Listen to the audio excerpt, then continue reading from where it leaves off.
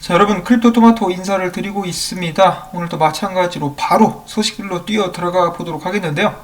자, 지금 현재 미국 달러 같은 경우는 약간의 상승, 그리고 미국 증시 같은 경우는 혼조세를 보이고 있는 양상이 지속되고 있고, 비트코인은 어제 다시 한번 17,000불대를 방문했다가 지금 가까스로 18,000달러 근처에 매달리고 있는 상황이라고 볼 수가 있겠습니다.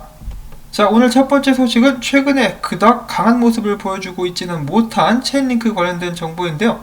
블록체인 데이터 플랫폼인 인트도 블록에 의하면은 체인링크 최근 1일 온체인 거래량이 1억 3,800만 달러를 기록하면서 연초 대비 무려 8배나 증가한 것으로 나타났다고 합니다. 그리고 또한 이어서 유니스왑 기반의 트레이딩 플랫폼인 유니레이어가 체인링크의 가격 지표를 활용하게 될 것이다라는 소식이 나왔는데요. 오늘도 이런저런 체인링크 관련된 긍정적인 정보들은 나왔으나 체인링크 같은 경우는 지금 꽤 간당간당한 상황이라고 볼 수가 있겠습니다. 그동안의 사토시 차트에서 강력한 모습을 보였었던 체인링크가 최근에 아주 오랫동안 체인링크를 받쳐주고 있었던 추세선을 깨고 밑으로 떨어지고 만 것인데요.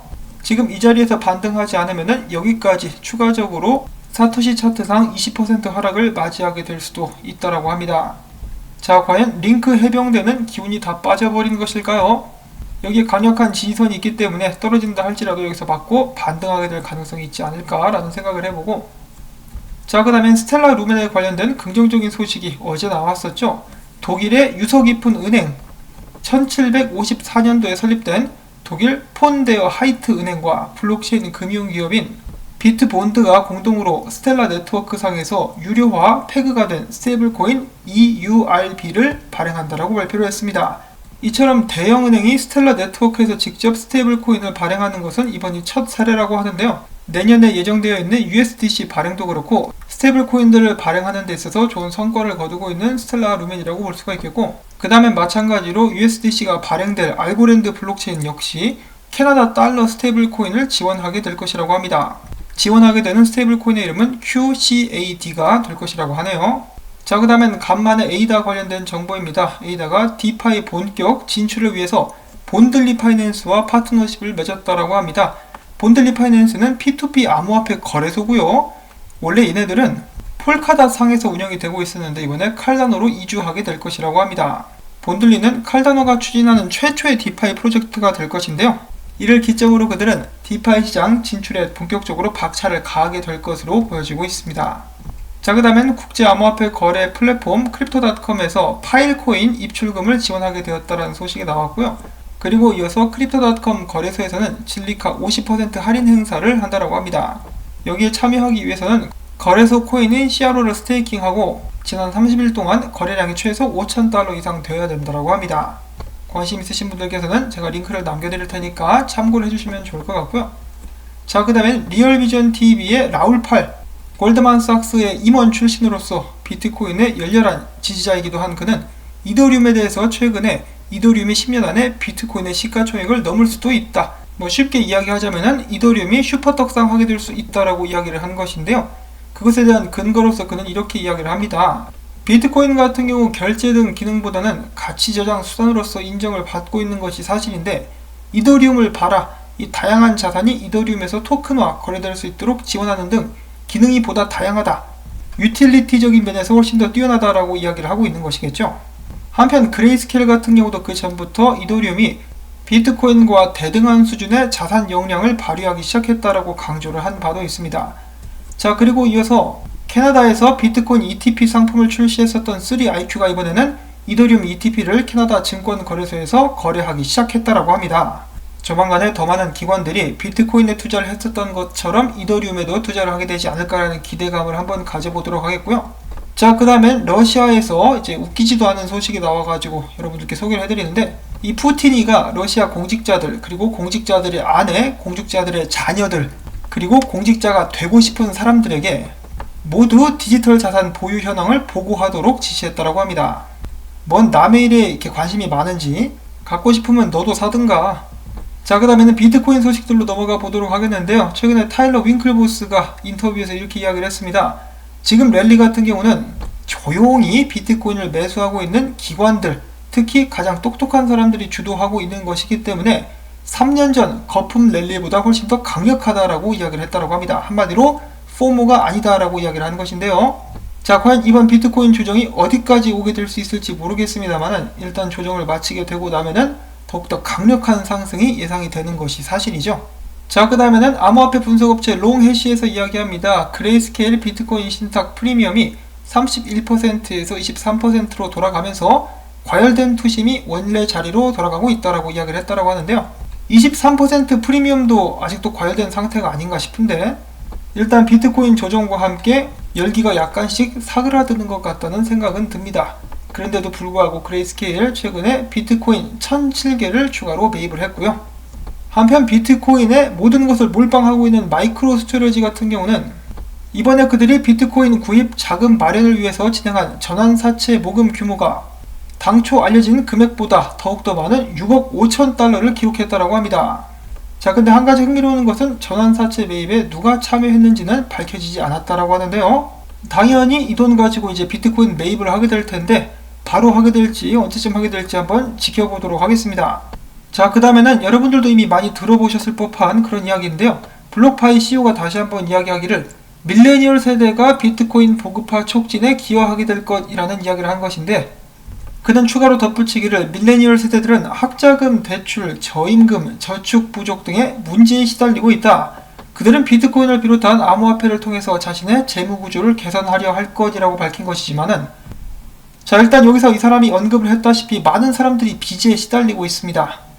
물론 베이비 부모 세대로부터 유산을 물려받게 된다라면은 그런 부분들을 해소할 수 있겠지만은 많은 사람들이 말 그대로 학자금 대출, 저임금 등등의 문제에 직면하고 있기 때문에 지금 상황에서 어느 정도 경제적인 여유가 있는 사람들만 비트코인에 매수를 할 수 있게 되겠죠. 미국 같은 경우는 조만간에 2천만에서 4천만 명가량의 사람들이 집이나 월세를 못 내가지고 쫓겨나게 될 가능성이 있다고 합니다. 이런 상황에서 그 사람들이 비트코인을 사기는 힘들 것이고 기존에 돈이 있는 사람들은 비트코인을 더욱더 매입하게 될 텐데 시간이 갈수록 풀려지는 돈은 많아지고 비트코인 가격은 올라가게 되면서 이 비트코인에 관련해가지고 빈부에 대한 격차가 크게 벌어지게 되지 않을까라는 씁쓸한 생각이 들었습니다. 물론 제 오지랖이긴 합니다만 그래도 안타까운 마음을 감추기는 좀 힘든 것 같네요. 자, 한편 아르헨티나 같은 경우는 난리가 났다라고 하는데요. 아르헨티나 정부가 새로운 부유세를 부과함에 따라서 비트코인이 무려 269만 아르헨티나 페소에 거래가 되고 있는데 이거를 달러로 환산을 해본다? 그러면 비트코인 한 개당 32,700달러 정도의 어마어마한 프리미엄이 붙어가지고 거래가 되고 있다라고 합니다. 메시 프리미엄이라고 볼 수가 있겠는데요. 이거 비트 들고 아르헨티나로 가가지고 팔면은 부자 될 수도 있겠습니다. 자, 물론 아르헨티나 페소로 뭐 살 수 있는 게 있을까는 모르겠지만은 뭐 바로 또 달러로 바꾼다던가 그러면은 괜찮을 것 같기도 한데 근데 그거는 또 불법 아닌가요? 자, 이렇게 비트코인에 대한 열기가 뜨거워지고 있을 때 비트코인을 판 사람이 또 있다라고 하는데요. 그는 알리안츠 수석 이코노미스트라고 합니다. 근데 그냥 팔았구나, 일찍 팔았네 라고 무시할 수가 없는 것이 이 사람이 비트코인을 저점에 집었거든요. 2018년 11월 29일 4,728달러에 매입을 했다가 최근 고점에 팔았다라고 합니다. 물론 이런 비트코인 매도에 있어서 깊은 분석을 바탕으로 한 것은 아니라고 밝히긴 했는데요. 기사에도 나와 있듯이 이 사람의 비트코인 매입 시기는 2017년 강세장 이후 바닥과 일치를 하고 있다고 합니다. 그리고 매도 시기 같은 경우는 지난주 최고가 경신 후에 이뤄진 것이기 때문에 아직까지는 최고점에 팔았다라고 해석이 나오고 있는 것인데요. 허허실실 웃으면서 바닥에 사서 고점에 팔고 있는 그런 남자라고 볼 수가 있겠습니다. 자, 과연 이 사람이 비트코인을 재매입하게 되는 시기는 언제가 될 것인가? 혹시라도 알게 된다면 여러분들께 또 바로 알려드리도록 하겠습니다. 자, 그와 동시에 비트코인 모으는 사람들은 계속해서 늘어나고 있다고 하는데요. 비트코인 1000개 이상을 들고 있는 부자 지갑 숫자가 사상 최고치를 기록을 했다고 합니다. 일반인들은 하나 사기도 힘든데 무려 1000개 이상의 비트코인을 보유하고 있는 지갑 숫자는 302개. 이 중에 한 사람이 여러 개 들고 있는 경우도 있을 것 같은데요. 에라이 돼지들아, 니들 비트코인 때문에 비만 걸리겠다. 자, 그 다음에는 비트코인 분석을 알아보는 시간을 갖도록 하겠습니다. 전체적으로는 비트코인 약세 흐름을 예상하는 분석들이 많이 나와 있는 상황인데요. 일단 뉴스 BTC의 IUC 찐달 같은 경우는 비트코인이 지금 현재 18,600달러에 있는 저항 영역을 넘어서지 못한다라면은 지속적인 하락세가 예상이 된다라고 이야기를 했습니다. 비트코인 18,600달러까지 올라가기는 좀 힘들어 보이는 그런 상황이라고 볼 수가 있겠는데 여기 있는 또 다른 분석가 니카라는 사람은 비트코인이 만약에 17,300달러 아래로 가게 된다 그러면은 12,000달러까지도 떨어지게 될 수 있겠다라고 예상을 하고 있습니다. 다만 8시간 봉 기준으로 18,200달러 위에서 마감할 수 있다라면은 다시 한번 상승할 수 있을 것 같다라고 이야기는 하고 있는데 지금 18,000달러 근처에서 겨우겨우 버티고 있는 비트코인이기 때문에 형세를 뒤집는 것이 쉬워 보이지만은 않습니다. 자, 그 다음에 이어서 알트코인 사이코라는 닉을 가지고 있는 인기 있는 트위터의 암호화폐 분석가, 최근에 그는 비트코인이 여기서 여기까지 떨어질 것이다 라는 것을 간단하게 맞춘 후 아싸 나는 쉽게 돈 번다 라는 트윗을 올렸었는데요. 최근에는 비트코인이 17,100달러 근방까지 떨어지게 될 것이라는 추가 분석을 남기기도 했었습니다. 자, 비트코인이 확실히 지금 더 낮은 고점과 낮은 저점을 기록을 하면서 이 추세가 하락 추세로 접어든 그런 모양새가 보여지고 있는데, 최근에는 지난 몇 개월 동안 비트코인 가격을 지지해줬었던 추세선을 이탈하게 되면서 더욱더 그 위기가 가중되게 되었습니다. 그리고 지금 포물선 상승을 했듯이 포물선 하락이 예상되는 그런 상황이 또 연출이 되고 있기도 한데요. 공포스럽죠. 이렇게 가다가 쑥 폭포수처럼 흘러내릴까봐 무섭습니다. 일단 이 추세선 위로 올라가지 못한다라면은 비트코인은 지속적으로 하방 압력을 더욱더 크게 받을 수밖에 없을 것 같은데요. 옛날 속담에도 10길 물쏘고 날아도 한 길 비트코인 가는 길은 짐작하기 어렵다라는 말이 있는데요.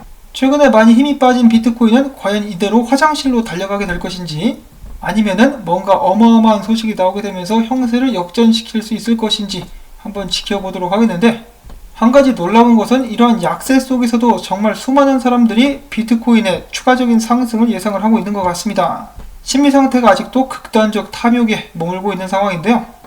아무래도 정말 본격적으로 조정이 시작된다 그러면은 최소한 공포까지 갈 때까지는 털지 않을까. 물론 그러면은 저 같은 경우는 매수 찬스라고 좋아하겠습니다만은 아무튼 그렇게 될 수도 있지 않을까라는 말씀을 조심스럽게 드려보면서 오늘 영상은 여기서 또 인사를 드리도록 하겠습니다. 오늘 나온 정보들 여러분들께 좀 도움이 됐다 싶으시다면은 아침을 맞이해서 토마토밭 산책 오늘도 부탁을 드리면서 저는 다음에 새로운 소식 가지고 인사를 드리도록 하겠습니다. 안녕히 계십시오.